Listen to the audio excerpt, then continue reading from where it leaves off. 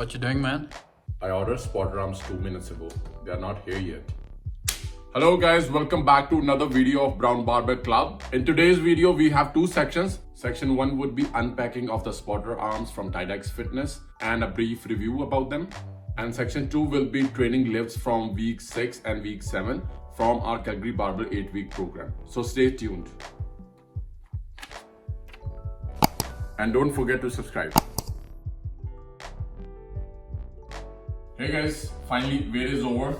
I got Tydax Fitness Spotter Arms for our squat rack. Let's open it.